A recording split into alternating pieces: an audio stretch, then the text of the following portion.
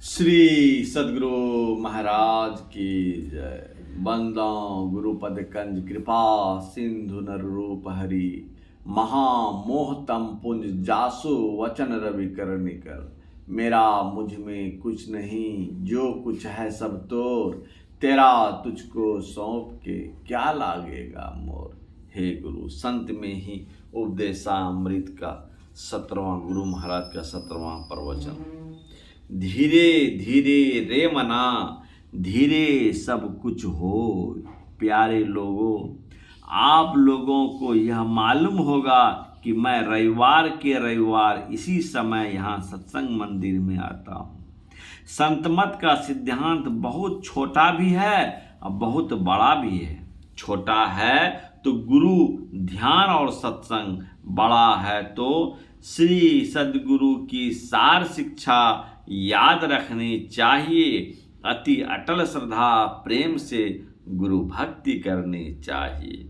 मृगवारी सम सब ही प्रपंच, विषय सब दुख रूप है। निज सूरत को इनसे हटा प्रभु में लगाना चाहिए।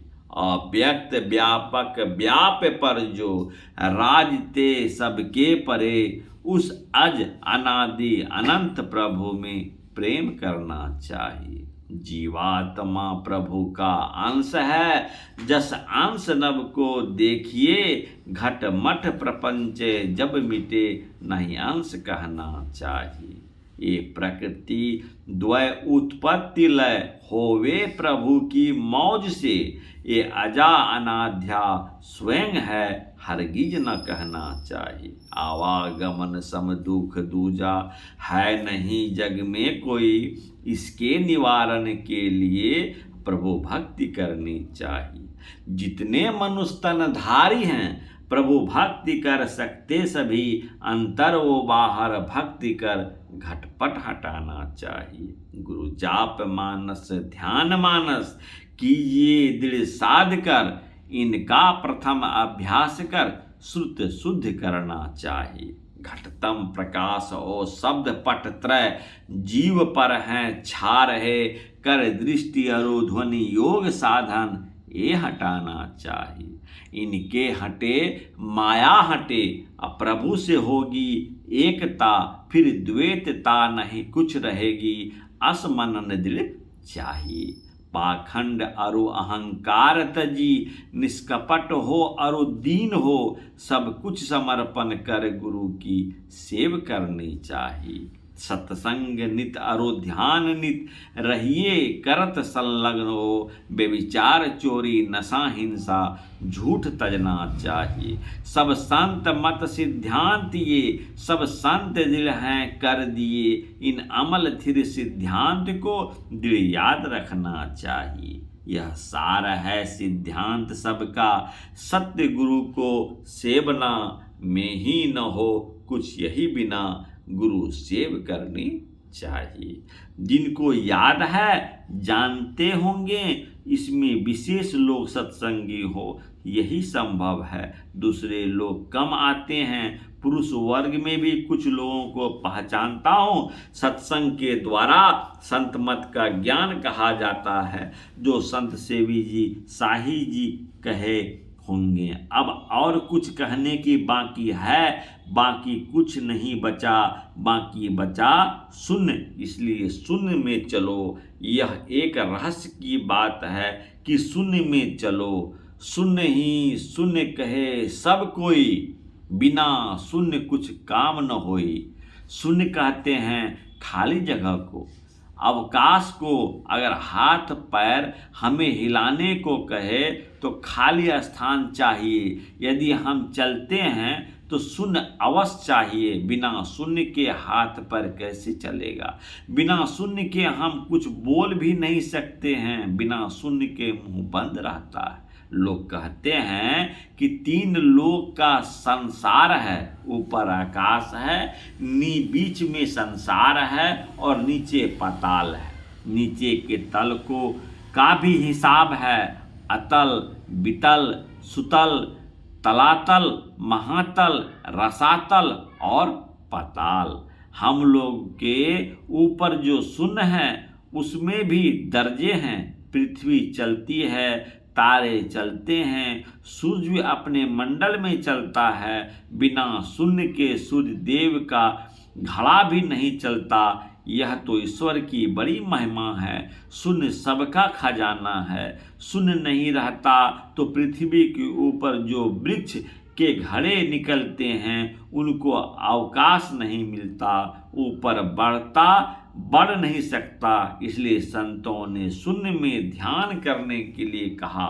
गुरु सदगुरु के आदेश पर जो लोग जोर देते हैं यह उचित ही है। अगर शून्य नहीं तो तमाम सृष्टि नहीं। कोई बतावे, किसी मजहब के लोग बतावे, बिना शून्य के कुछ हो सकता है? इसलिए चाहिए कि हम शून्य में ध्यान करें। ऐसा ध्यान करें कि मूर्त ध्यान हो और अमूर्त ध्यान हो। मूर्त का ध्यान कोई खास तरह से हो, जैसे मनुष्य का, देवता आदि का। लेकिन अमूर्त ध्यान बड़ा रहस्य का है। उसमें मनुष्य को देवता का रूप नहीं, शून्य कैसे बनाया जाए, बड़े रहस्य की बात है। चुपचाप बैठो। शंकराचार्य ने कहा, गुरु से पूछो। केवल चुपचाप बैठने से शून्य नहीं मिलेगा। गुरु से पूछो कि शून्य कैसे होगा। मैं भी शून्य होने का कोशिश करता हूँ, परंतु यह टेढ़ी खीर है कि अपने को शून्य बना दें। यह समझना देना भी कठिन है, चाहे वह बच्चा हो या बूढ़ा, होते हुए भी जो ज्ञान में बच्चा हो। बात यह है कि सद्गुरु की सार शिक्षा याद रखनी चाहिए। गुरु की सार शिक्षा पर ध्यान नहीं देने से सफलता नहीं मिलती है। ये जो स्वामी विवेकानंद कलकत्ता वाले, स्वामी राम तीर्थ पंजाब वाले हुए, इन दोनों में कौन बड़े कहना कठिन है। सभी अच्छे हैं, सबके बड़े अच्छे चिन्ह हैं। चाहिए कि सिलसिले से सद्गुरु की शिक्षा मिले, धीरे धीरे उस पर चला जाए। धीरे धीरे रे मना, धीरे सब कुछ होय। माली सींचे 100 घड़ा, ऋतु आए फल होय। संत कबीर साहब की वाणी है। धीरे धीरे कैसे चढ़ना होगा, गुरु से सीखिए। चाहिए कि पहला मोटा मोटा काम कीजिए, पहले कुछ जप कीजिए, पहले मौखिक जप कीजिए, फिर उपांशु जप कीजिए, फिर मानस जप कीजिए, फिर मानस ध्यान कीजिए। पंडित लोग विद्यार्थी को पढ़ाते हैं, कहते हैं ध्यान से पढ़ो। इसलिए ध्यान बहुत अच्छी चीज़ है। उसमें शून्य और ध्यान दोनों बातें आ जाती है। चाहे वैदिक धर्मी हो या चाहे मसीह वाले हो, चाहे इस्लाम वाले हो, सभी शून्य में रहते हैं और शून्य से ही आगे बढ़ते हैं। मतभेद को छोड़कर अपना अपना काम करना चाहिए। डॉक्टर कपूर साहब ने जो कहा है, इनके कहे हुए विचार से मैं बहुत सहमत हूँ। पहले मौखिक जप कीजिए, जिनको जैसा पसंद हो। जैसे मुझे गुरु शब्द पसंद है, किसी को राम शब्द पसंद हो और किसी को और जो शब्द पसंद हो। मानस जप एक प्रकार का ध्यान ही है। मानस जप एक प्रकार का प्राणायाम करा देते हैं। इसलिए गुरु महाराज कहते हैं कि प्राणायाम की जरूरत नहीं, मानस जप करो, इसी से आप ही प्राणायाम हो जाएगा। हम प्राणायाम तो नहीं करते लेकिन मानस जप से प्राणायाम हो जाता है।